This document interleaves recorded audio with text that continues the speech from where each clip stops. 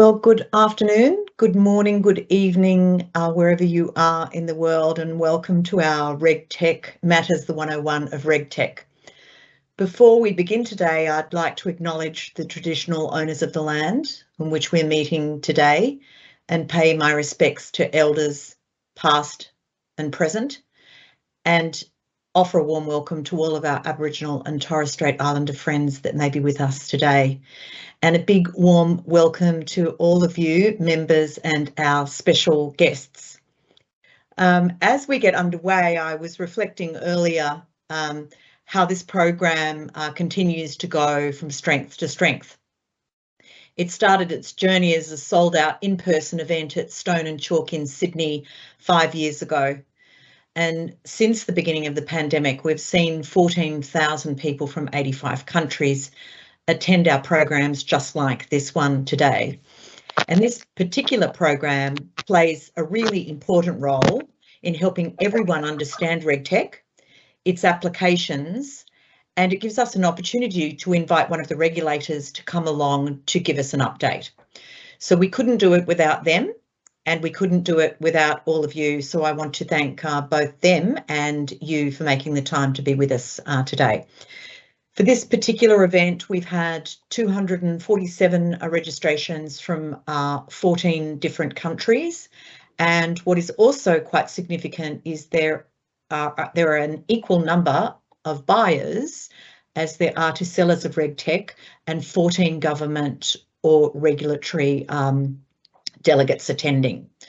So before we get underway with my 101, I just wanted to go through a little bit of housekeeping. We will be recording today, and every registered delegate will receive a recording.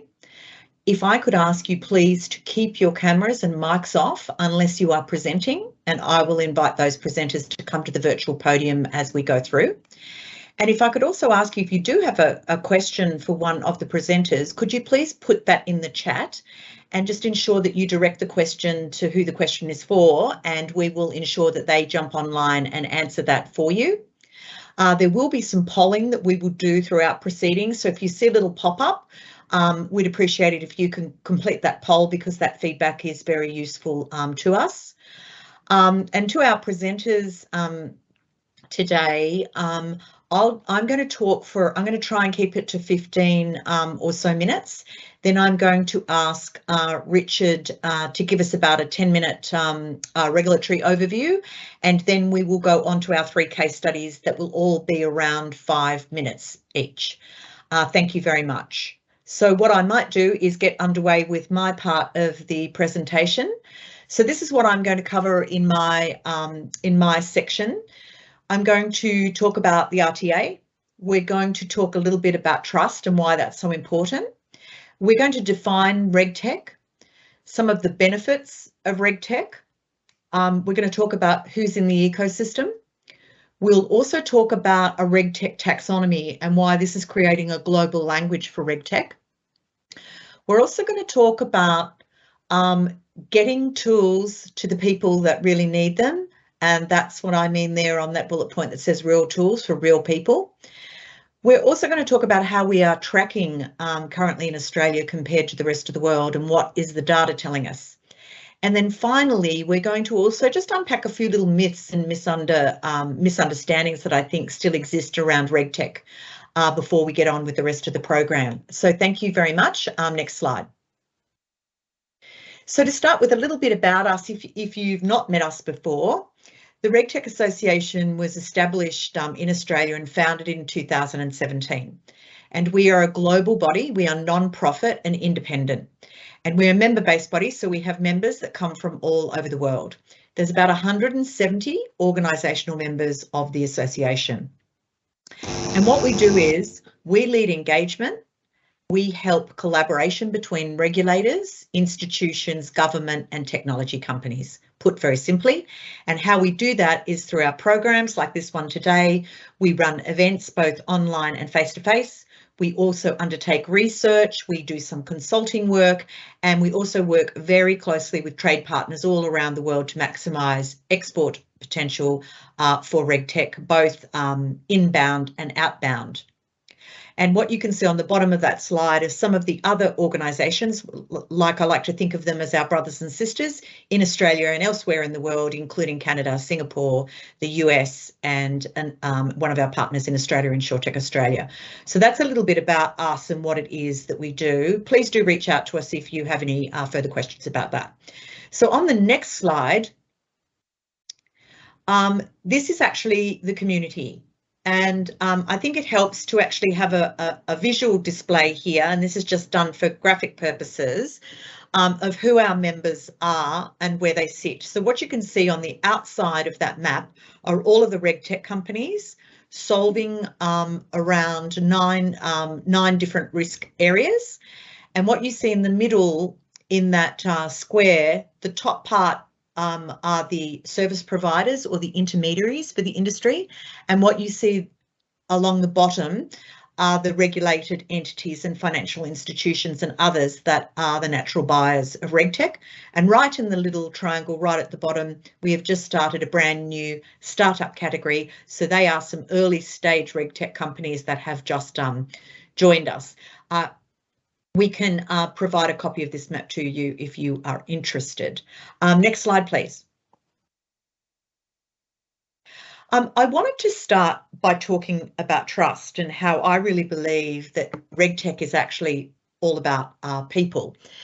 As consumers, and if you think about this in the context of perhaps park your professional hat on for a minute, but if you think about, you know, your mum and dad and your family, we're all operating out there with our different service providers. So whether it be your bank or your telco or your university or indeed even your industry association, there is a presumption of trust, but we can't simply just throw bodies at this trust equation. We need to have some great technology that will help safeguard consumers, and that is your mum and dad and your family. So that's why we believe that RegTech has a really, really important role to play in adding that layer of trust by adding that layer of great technology in. Thank you, Hong. Next slide. So it's helpful to define RegTech, and this is how we define it. It's short for regulatory technology, but it is the application of a different array of technologies to improve the way businesses manage regulation and compliance. And we could also add another sentence on this to say for any regulated industry vertical. Now, more often than not, often RegTech is aligned to financial services, and certainly that's where RegTech solutions first got their wings.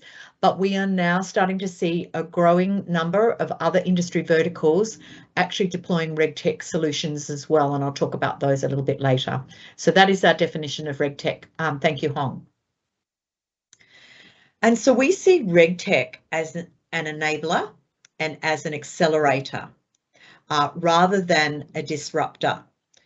RegTechs are usually founded by experienced industry practitioners. And what this really means in practical terms is most of the RegTech founders in our community all worked in the industry either as a regulator or worked in professional services or indeed worked in a bank or another regulated institution and saw firsthand the pain points and the increased risks at not having some good technology tools at fingertips. So they've gone on to found companies.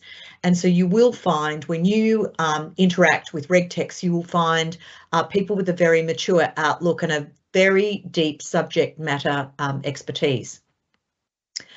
I've said here also that RegTech can be sector agnostic in terms of how it's applied, and I mentioned other verticals, and we're seeing huge growth in the area of government looking to buy and deploy RegTech solutions, and there's also a never-ending number of others such as healthcare, education, real estate, agriculture, and so the list goes on. So RegTech solutions can actually help all of those industries. RegTech is also technology agnostic in that it uses all different forms of tech. So whether that be blockchain, whether that be artificial intelligence or natural language processing, it can use any number of technologies. And you may also hear the term soup tech or sup tech as well as RegTech, and it may be a little bit confusing, but we say that Sup tech, which is short for supervisory tech, it is how the technology is usually referred to if it refers to a regulatory use case. So if you hear the term sup tech, it generally means RegTech for regulators, if you like. Thank you, Hong. Next slide. So here's some of the great benefits of what RegTech can bring. Great RegTech will bring productivity, efficiency, the lowering of costs, and going back to the earlier point that I made, it will aid increased safety for consumers and confidence in the entire regulated ecosystem. Thanks very much, Hong. So when I talk about the ecosystem, these are some of the, and I won't read all of those off the slide, but you can see there that these are the main players within our ecosystem. And I think one of the key players in that ecosystem is the government there, and they have quite a unique role now with RegTech, because government not only are the policymakers who make the laws and the policies at the very top of the tree, but they have also emerged as a very significant buyer of RegTech solutions. And I'll go on a bit later on about why that's why that is so compelling and why it's such a fantastic opportunity for RegTechs everywhere. Thank you, Hong. Next slide. So I referred earlier to the RegTech taxonomy and a global language.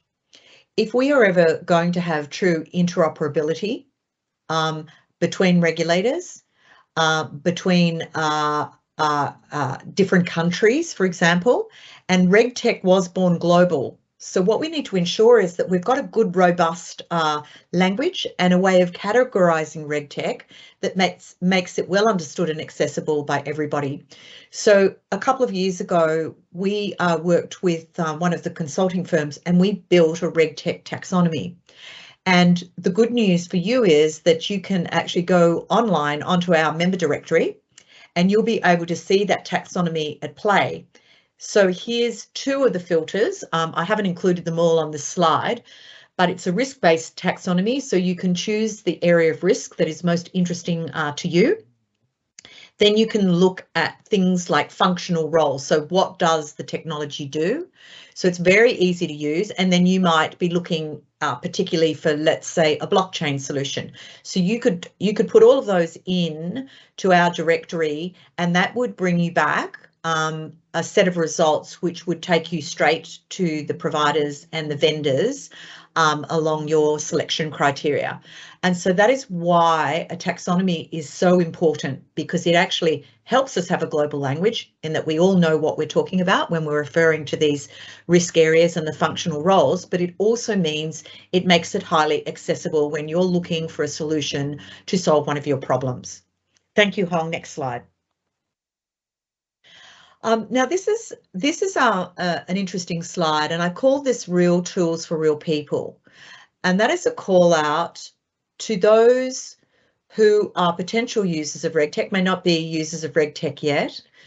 But what we want to see is a real commitment to be able to actually support your people and your teams to be able to manage risks better by giving people access to really great tools that can surface the risks earlier, help decision making, get you better and more transparent data in real time to build a more sustainable business and to deliver value to your shareholders or your stakeholders, and indeed protect consumers whilst you're doing it.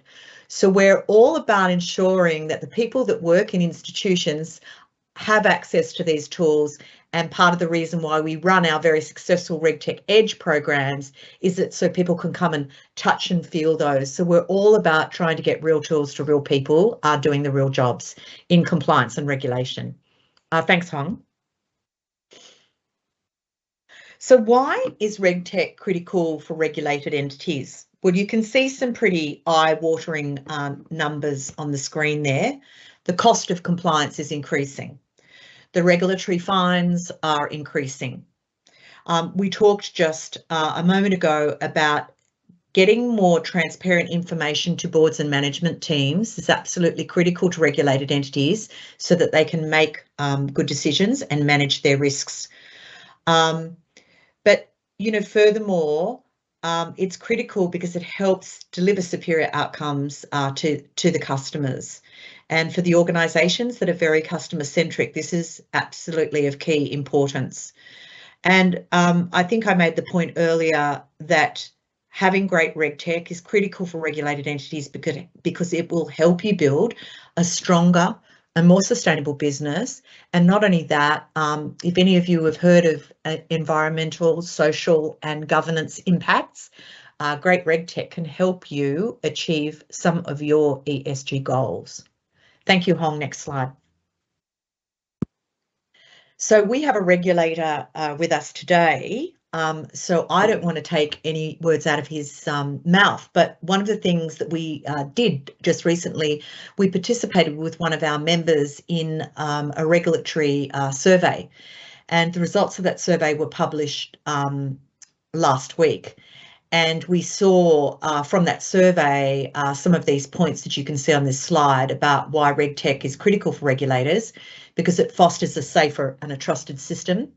It provides improved efficiencies and support for field teams, and it streamlines and offers superior data and reporting by regulated institutions to regulators. So these are just some of the reasons why it is absolutely critical. Thank you, Hong. Next slide. So what about, where are we in the global scheme of things? So I set up by saying we are a global association, and we were established in Australia. So it's we do have more Australian members than others, but that's about to change as we are now taking our show on the road. But if you look at the big, and this data is about 2 years old now, we're about to redo this again, but you can see that Australia, in comparison to the US and the UK, we punch way above our weight. And what this actually means, those three long bars there, US, UK and Australia, this shows us that we are amongst the leaders in RegTech product development in the world. And when you compare the populations of the US and UK, which are much greater than our own, this shows that we have real strength in this space. So rest assured, for those of you that are wondering, where am I going to find these RegTech solutions?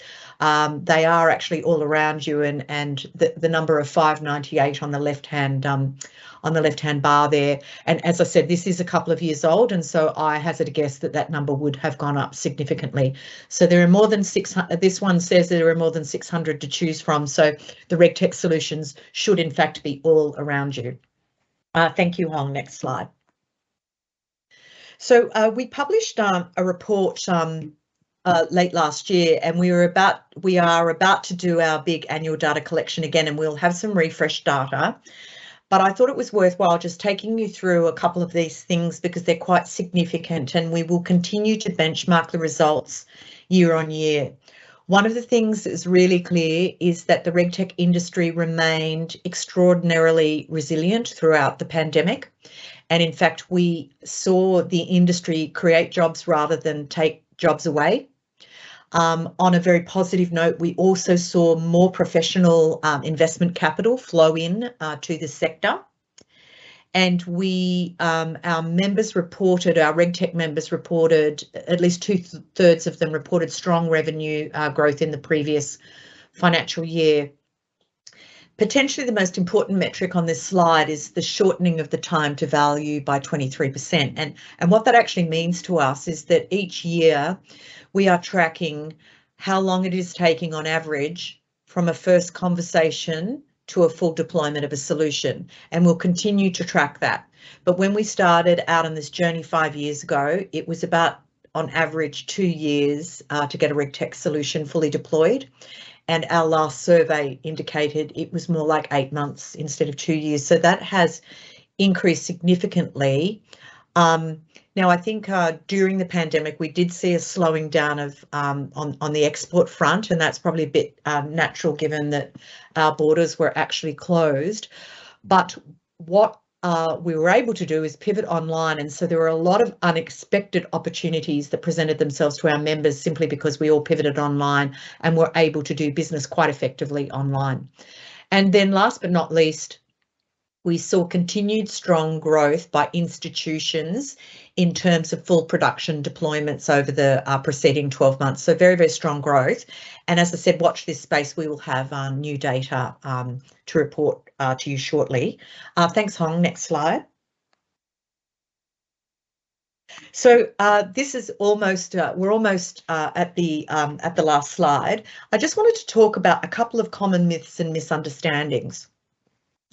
Now, it is a bit of a common myth that RegTech is the same as FinTech, when in fact they are two completely different things, but understandably they got bundled together in the early days because largely the consumer or the customer base for RegTech were financial institutions. And so because it was solving via technology for financial institutions, it got bundled in with FinTech. Whereas we would take a much broader view and say that if you're a FinTech or whether you're a financial services institution, there's a fairly good chance that you will need RegTech to protect your products and services so that we get to that trust factor that I spoke of earlier and to protect our consumers.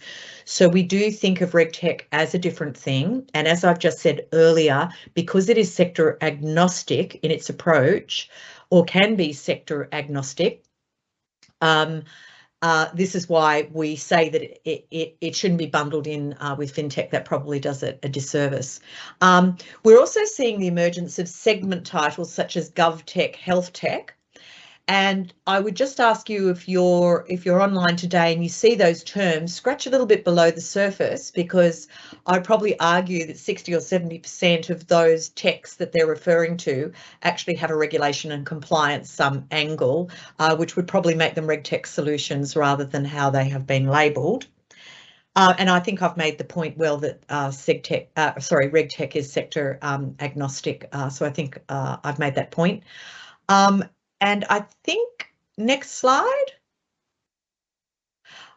So my final points are, if you would like to learn more about the association, this is the roadmap of what we will be focused on over the next 12 months. And you can see a whole bunch of icons on there. We've made amazing progress actually already so far, and we're only September. We've made amazing progress already on a number of these fronts, so please do reach out to us if you'd like to learn more about any of the specific things that you see on this slide. And with that, I will conclude my part of the presentation. I think that's my last slide, isn't it, Hong? There we go. So now it is my great delight to welcome Richard Lee to the virtual podium. Richard is from AUSTRAC, and he's the AML CTF Compliance Director. He's been with AUSTRAC in regulatory leadership roles for over 10 years and has regulatory and law enforcement experience through prior roles with ASIC, the Australian Prudential Regulation Authority, and the Australian Federal Police. And Richard is going to provide us with his regulatory update. I'll hand over to you, Richard. Thank you. Excellent. Thank you, Deborah. And thank you again for the invitation to AUSTRAC to present at these forums. We're always keen to come out and spread the word of what we're up to and how it may impact the RegTech community. So today I'll give you a summary of the areas that are our focus at present or in recent times. And if these are areas you're interested in, more information, more detail, you can refer to our website for further information. Now, the areas I'll discuss, I'll talk about the transformation of our systems, a summary of the outreach work and what we're seeing and hearing at the moment from our regulated businesses, and what's on the horizon, including what we're doing with RegTechs at the moment. But before I start, I'm aware that some of you may have very little knowledge of AUSTRAC or none at all, so let me do a quick 30-second crash course on what we're all about. We're Australia's anti-money laundering and counter-terrorism financing regulator. We have a dual purpose.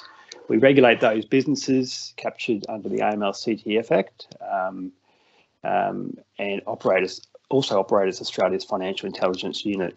Now in Australia, we are unique. We are one of the very few organisations in the world that combine those two functions, and that has many benefits. We regulate over 16,000 businesses at the moment, and our regulatory purpose is twofold.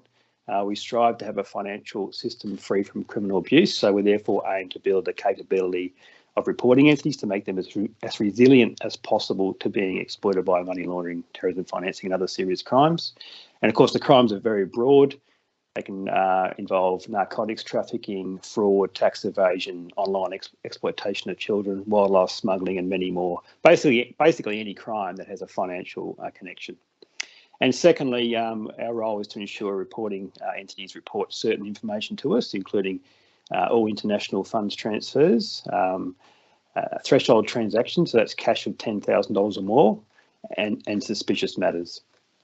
So let's start. I'll just briefly talk about our system transformation program at the moment. We're continuing to modernise AUSTRAC online through our reporting entity system transformation program. That's our REST program. Now, for those that aren't aware, that's the reporting entity facing system that involves enrolment, registration and reporting. So pretty important for the businesses to ensure they can comply, but also important for us, obviously.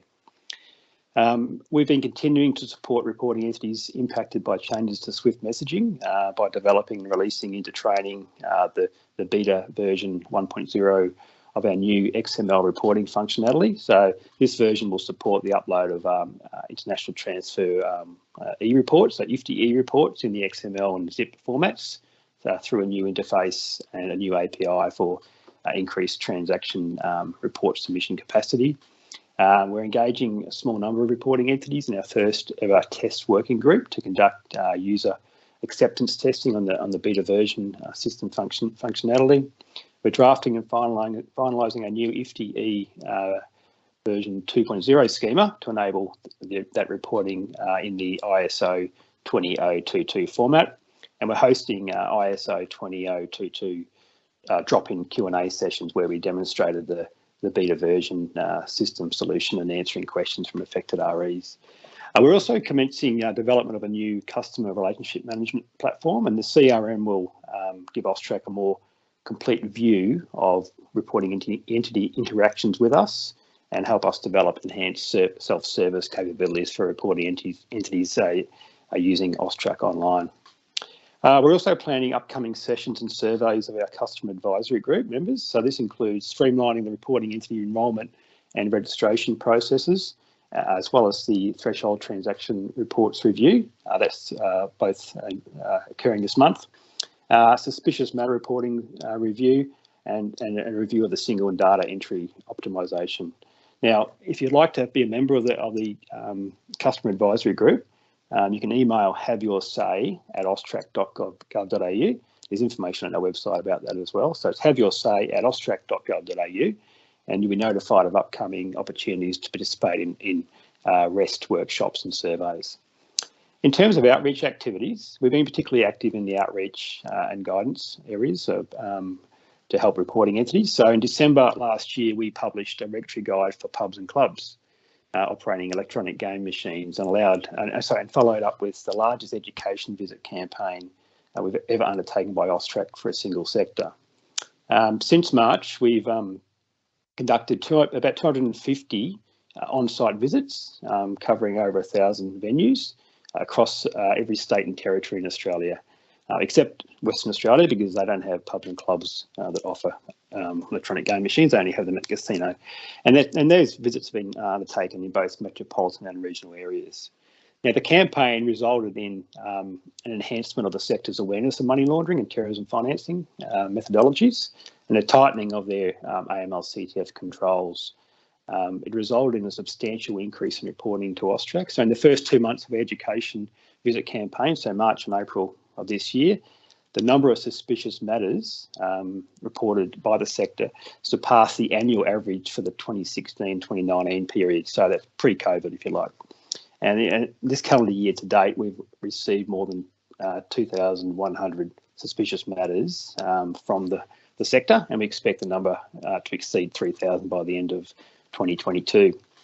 Now, every state and territory has certain thresholds for payouts that can be in the form of cash. So in Victoria, for example, where I'm from, only amounts less than $2,000 can be paid in cash.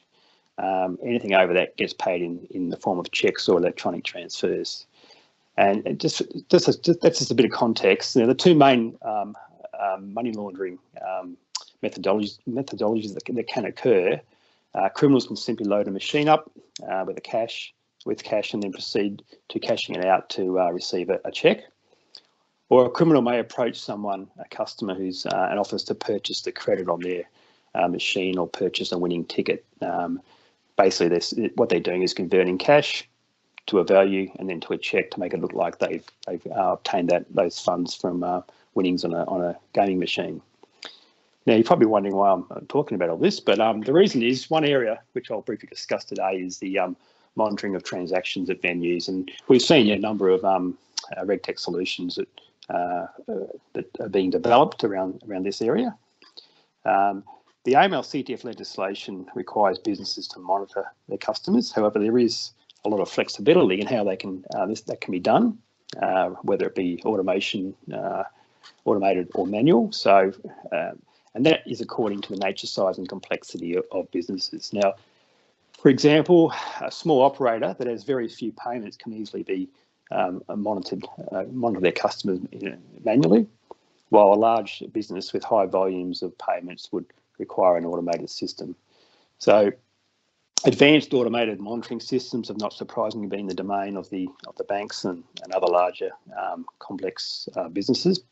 However, while some of the larger players in the pubs and clubs industry are relying on automation, there may be an opportunity for the development of bespoke solutions to assist with the efficiencies and performance of detecting unusual activities, such as identifying those risks I just mentioned of converting cash to a cheque. And by the way, the regulatory guide I just mentioned on our website, it does go in a bit more detail about some of the methodologies. Threshold transactions. During the year, we published guidance clarifying our position on the reporting of threshold transaction reports. So reporting entities must submit a threshold transaction to AUSTRAC for each individual cash transactions of $10,000 or more.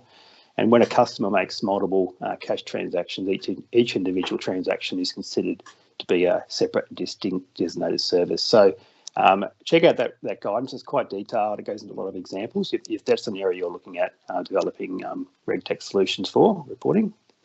Another area is advisor expectations. So when I say advisor, I mean consultants that may do reviews of AML, reporting entities AML compliance or developing programs.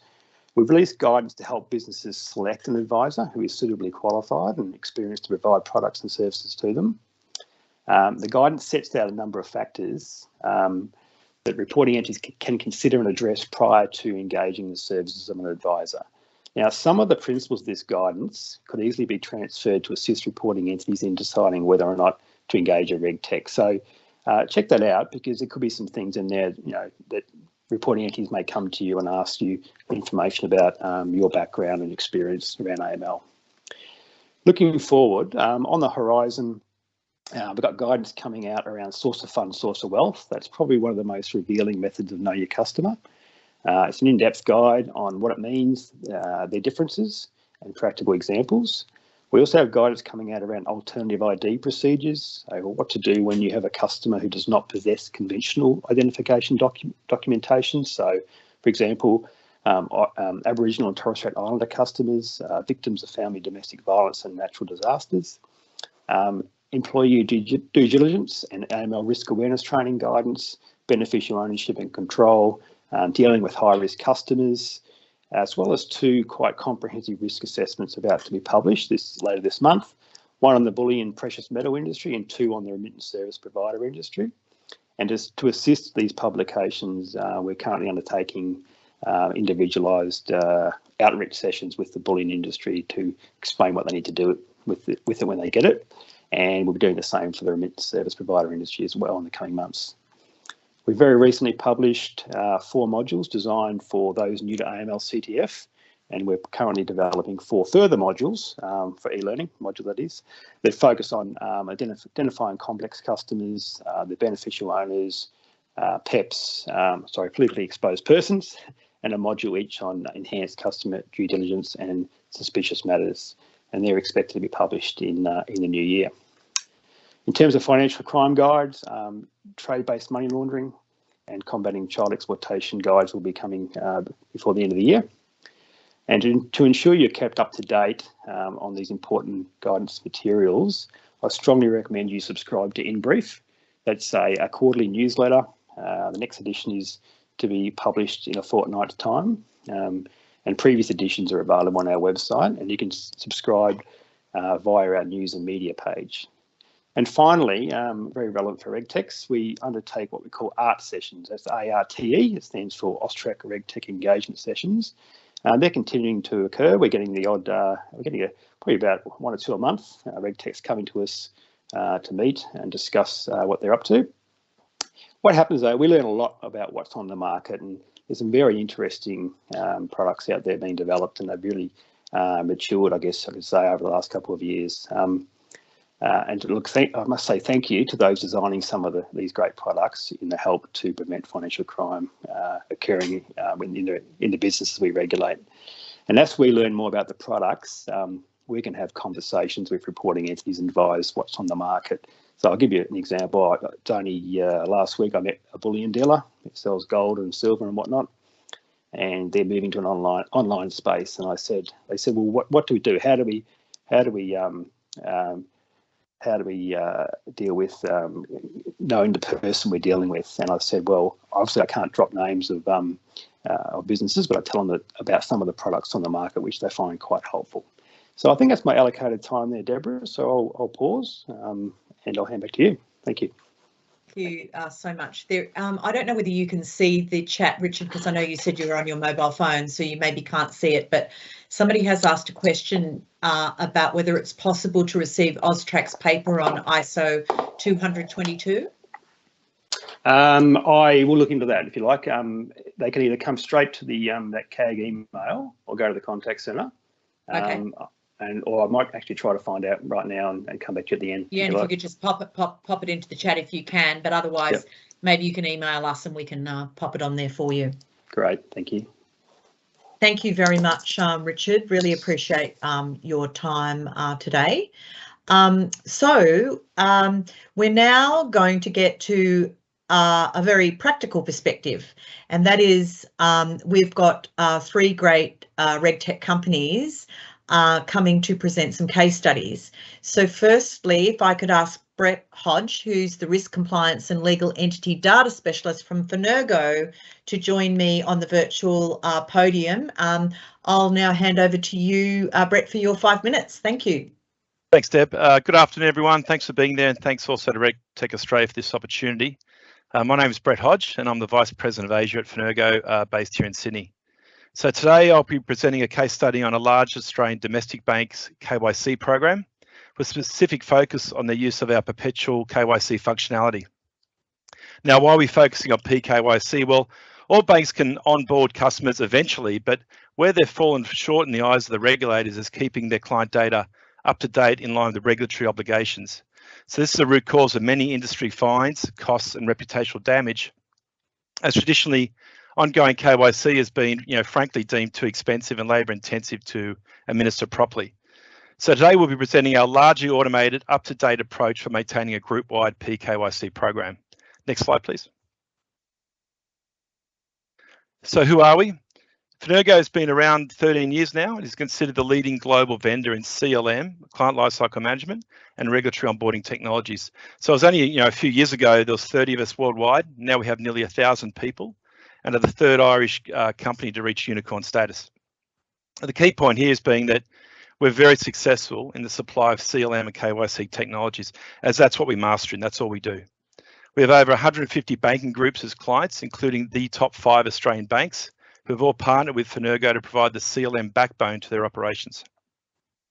We have a large Australian operation locally with 100 services, support, R&D, and advisory staff, and attribute our success to our active client community forums. These ensure we stay current with local and international regulatory obligations. Next slide, please. Thank you. That's who we are. So what do? We provide an enterprise-wide CLM solution allowing the bank to manage all client types, all journey types, all relevant client regulation and policies across all lines of business on a single technology stack. So this allows you to gain a single view of the customer across the organisation, an important consideration for both PKYC, perpetual KYC, and elevating the customer experience. A key point to mention is safety. Whatever regulation evolves or changes that impacts the way you onboard and KYC your clients, we must have a solution for. This is our mandate. This includes AML, compliance, tax, investor protection and product regs, and more recently, the ESG regulations that Deb mentioned earlier. Next slide, please. So back to our case study and looking at program objectives of this bank. So we're protecting the name of the innocent, of course, but this Australian bank has been a partner with us since 2019. Their PKYC function is a group-wide operation covering all business lines, all jurisdictions, with the objective mainly being threefold. One is to simplify the technology and operations around KYC, so really reduce the costs by stop throwing more and more money at a point in time data cleansing activities and associated staff increases. And also simplify by consolidating disparate KYC and onboarding platforms across the various business lines of the bank. The second is safety, so improve KYC efficiency, but also staying ahead of their various regulatory and audit obligations. And third is really to move ahead of the pack and implement a continually monitored KYC service that deploys maximum automation using Finergo's virtual analyst policy and rules engine. Next slide, please. So if you look at the elements of the bank solution, we're providing 6 major areas, if you like, for their group KYC function. The first is maintaining a live, accurate customer profile data center, so a central view of all their client data, removing the need for continual maintenance, so fully audited data center. Secondly is consistent multi-channel journey management processes with built-in rules. So all journey types, maximum automation utilizing the Finergo virtual analyst rules engine. The third is the KYC as a service across the bank. So continuous monitoring of smart reviews using our perpetual KYC methods.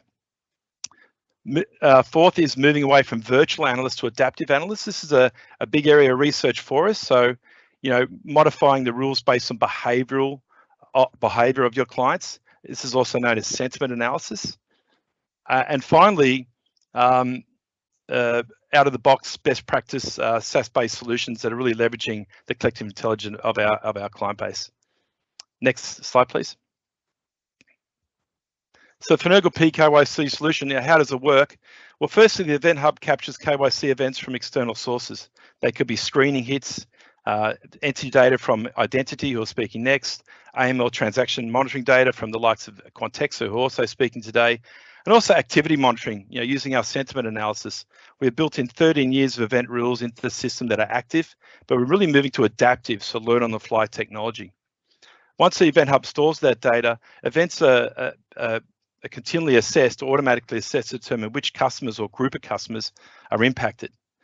After that, relevant events are checked against KYC materiality based on our virtual analyst KYC rules. Now, if you move from New South Wales to Victoria, that may not be material, but if you move to a new low tax jurisdiction or a new industry, or you engage business in a new country like the UAE now, with Russian sanctions, or have a new director join from overseas, these may be material. Now, if they're low risk, that will just update the KYC profile automatically and publish it. But if it's medium or high risk, that may trigger additional work like confirming source of wealth or source of funds. Importantly, this whole process is an ongoing basis, fully automated and on an audited basis. Final slide, and I'll leave it at that, Deb. Just the case study. So one is to de-risk for this bank, continuous monitoring and improve operational efficiency. Thanks. I think that's speed dating RegTech style there, Deb. Yeah, absolutely. You see my face come up, you're in trouble. Bang. All good. If there are any questions for Brett, please do put them on the chat and I'll get him to address those directly with you. It's now my great pleasure to invite Claire Rhodes to the virtual podium. Claire's the marketing and sales leader for Identity. Take it away, Claire. Thanks, Deb. I'm happy to see your face because it means that I don't have to keep time while I'm talking as well. So feel free to jump in. Thanks, Hong. On to the next slide, it'd be great, please. My name's Claire Rhodes. As Deb said, I run sales and marketing for Identity. Identity's built a platform that helps reporting entities automate AUSTRAC reporting, so FinCrime reporting processes. I've been with the business for about 4 years now, and we're working with a number of large and small organisations to help automate that reporting process, both here in Australia and we're starting to look at international regulators now too. Hong, next slide, please. That'd be great. Fabulous, thank you. So we're here to talk about a case study. So in a similar vein to Brett, I'm not able to share the customer's name, but we've been working with a large multinational bank. So a little bit of background on the project. This was about automating their AUSTRAC reporting. And before they started to work with us, the process that they were going through for AUSTRAC might have been very similar to a number of you, in that they were initiating cross-border payments or payments from a number of different systems internally, and that they had a number of teams managing compliance by spreadsheet and email. And this is something that we come across quite frequently with customers that we talk to, is that it's quite a very manual process, in particular when you get to the point where you have a number of systems that are working in the background.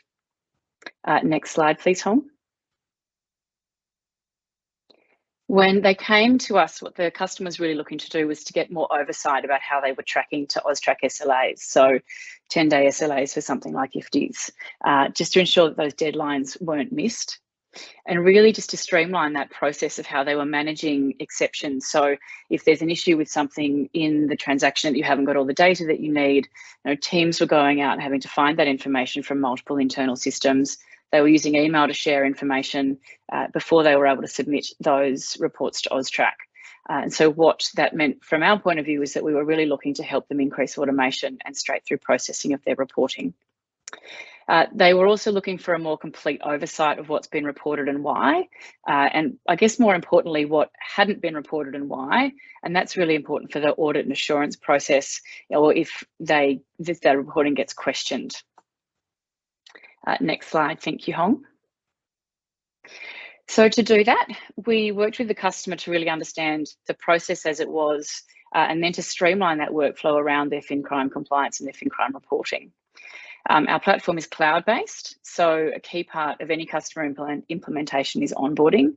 For us, that really is around the rules that they're using to determine whether something is reportable or not, based on the AUSTRAC rules and also based on their own risk tolerance.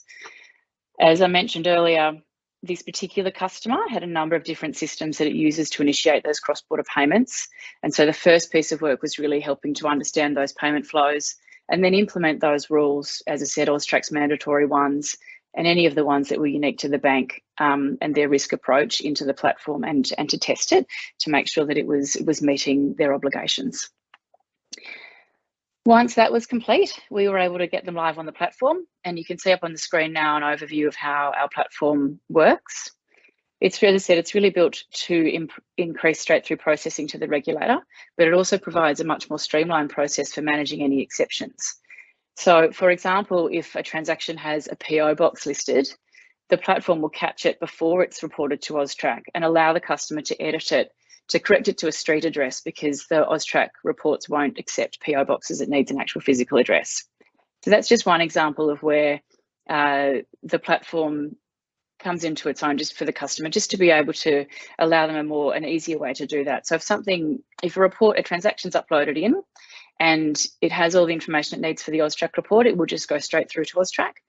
If there's something that needs to be fixed in there, it will just hold it up to allow the customer to fix it before it gets then submitted into the next scheduled batch report for AUSTRAC. Next slide, Hong, please. We also implemented a dashboard. That's not this on the screen here, but it does mean that the customer is easily able to see what has been reported, what hasn't and might need some attention before being submitted, and what's in the queue to be reported. And that means that they're able now to track any transactions that are getting close to the AUSTRAC SLAs, 10 days for IFTIs, for example.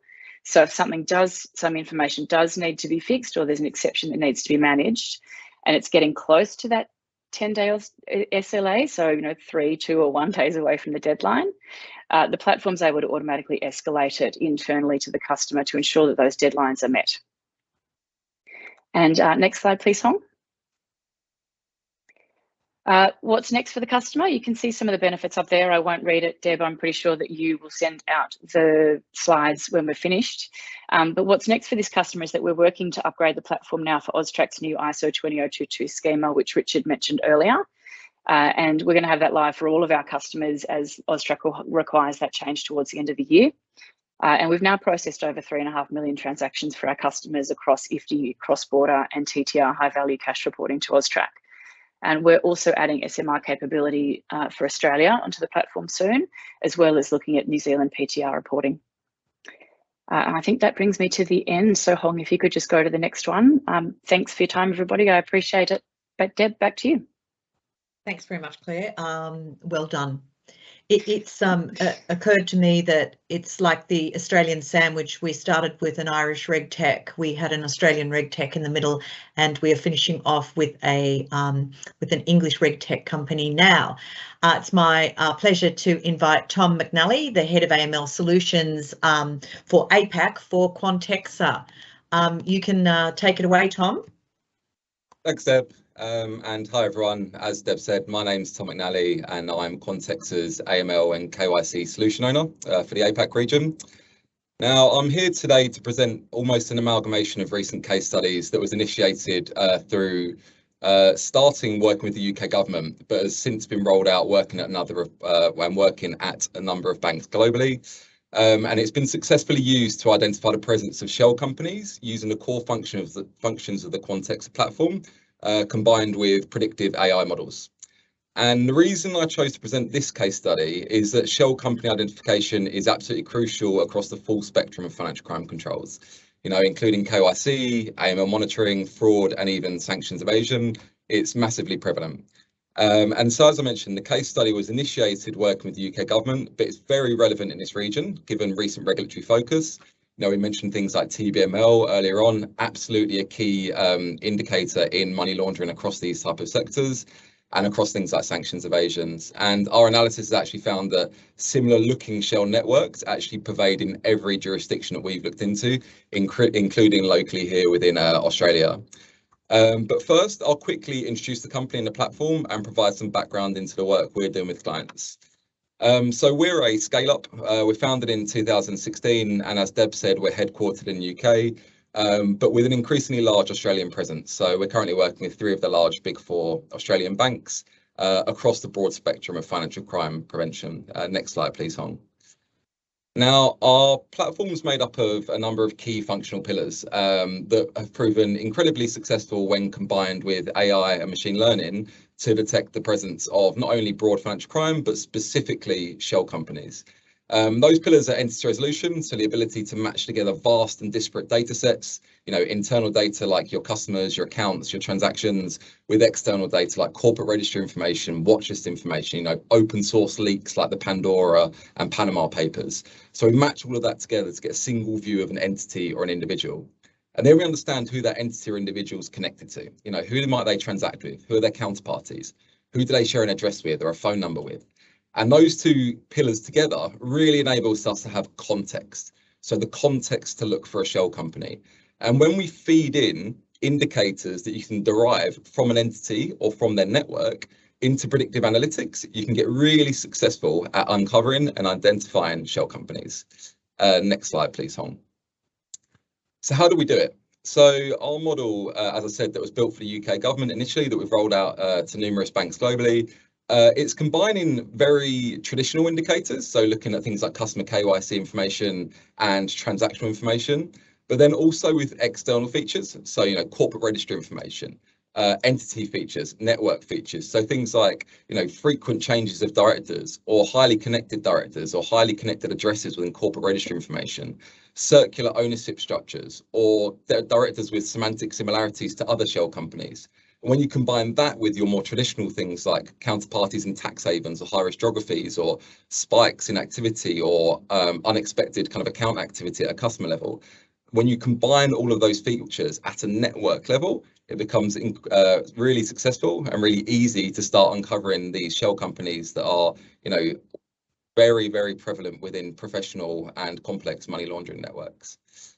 So next slide, please, Hong. So the case study itself. So as I said, the core IP behind the model was initially developed for the UK government. And the initial use case wasn't actually money laundering, but it was for COVID fraud applications. And we worked with the UK government to create over 50 different indicators using all the different data sets that I mentioned. And actually the banks that were working with the UK government to identify from customer KYC information or from transactional information potential shell companies that could have been the beneficiaries of the COVID loan applications. And it was really looking to leverage, the key features of the Contexta platform. So as I mentioned, entity resolution, so the connecting customers, your counterparties and third-party data, with the presence of those risky indicators at a network level to uncover hidden relationships. And those features fed into predictive analytics was produced the results below. So, we found 10,000 plus likely shell companies using corporate register information for that initial project with the UK government. We've subsequently been working with banks, and we found 250 plus external shell companies of counterparties that a bank was transacting with that were, able to perform appropriate AML and due diligence services on as a result, and 50 high-risk corporate formation agents as well for that same POV.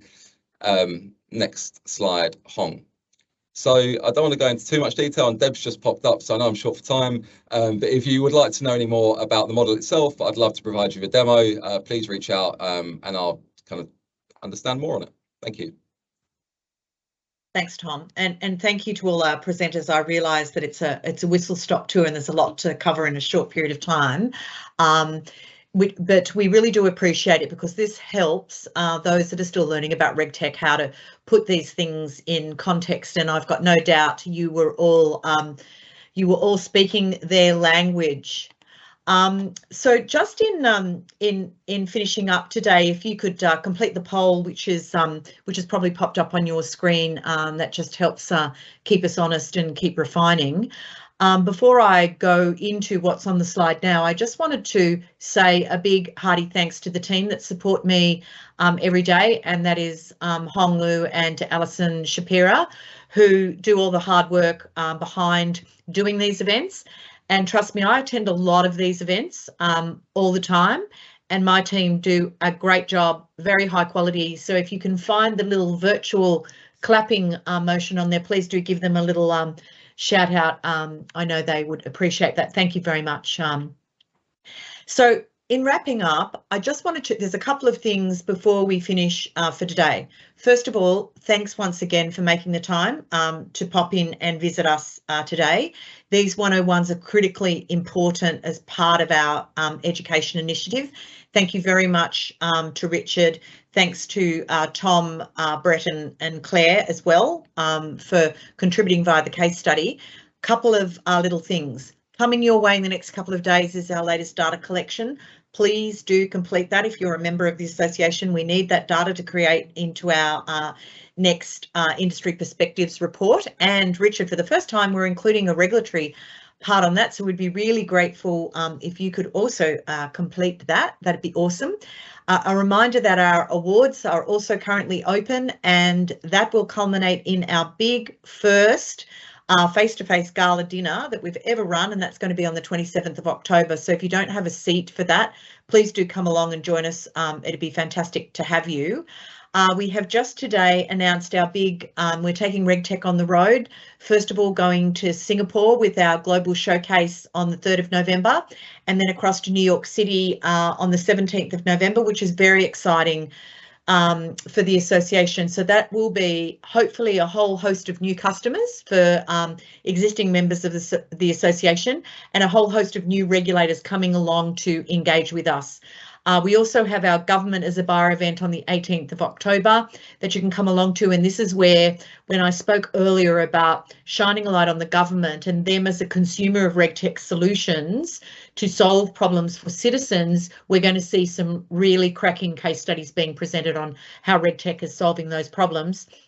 And last but not least, our RegTech Edge No Borders will continue online, and you can see the data protection one and the regulatory compliance one both in October and November. And after all of that is done, we'll deserve a good break at the end of the year.